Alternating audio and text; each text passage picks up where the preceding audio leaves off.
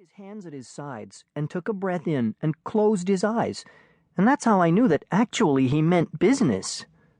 "Jose," I told him, and inside I was thinking, what the... He told me, "Go on, guy. Destroy my privates." Destroy your privates? With his eyes still closed, he cracked up a lot and said, "You couldn't destroy my privates if you tried. That's what's going on here.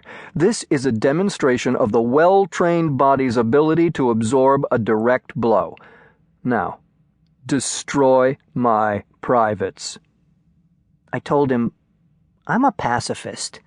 And since most people my age don't know what that means, I turned around and told the others, "I don't think it's right to destroy people's privates.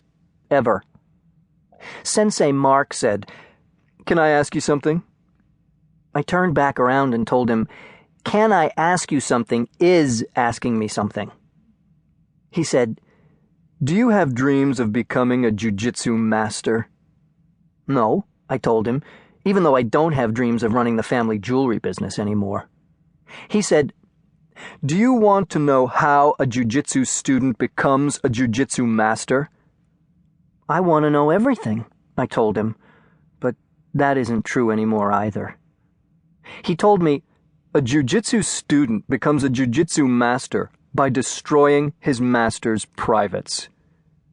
I told him, "That's fascinating." My last jiu-jitsu class was 3.5 months ago. I desperately wish I had my tambourine with me now, because even after everything, I'm still wearing heavy boots, and sometimes it helps to play a good beat.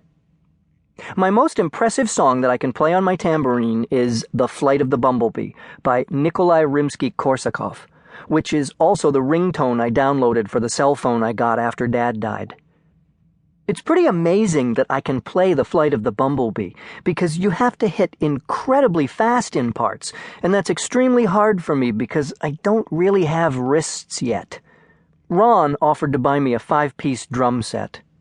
Money can't buy me love, obviously, but I asked if it would have Zildjian cymbals. He said, "Whatever you want." And then he took my yo-yo off my desk and started to walk the dog with it. I know he just wanted to be friendly, but it made me incredibly angry. "Yo-yo moi," I told him, grabbing it back.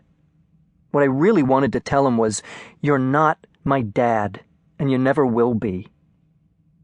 Isn't it so weird how the number of dead people is increasing even though the earth stays the same size, so that one day there isn't going to be room to bury anyone anymore? For my 9th birthday last year, Grandma gave me a subscription to National Geographic, which she calls the National Geographic. She also gave me a white blazer because I only wear white clothes, and it's too big to wear, so it'll last me a long time. She also gave me Grandpa's camera, which I loved for 2 reasons. I asked why he didn't take it with him when he left her. She said, "Maybe he wanted you to have it." I said, "But I was negative 30 years old." She said, "Still." Anyway, the fascinating thing was that I read in National Geographic that there are more people alive now than have died in all of human history. In other words, if everyone wanted to play Hamlet at once, they couldn't because there aren't enough skulls. So what about skyscrapers for dead people that were built down? They could be underneath the skyscrapers for living people that are built up. You could bury people 100 floors down, and a whole dead world could be underneath the living one.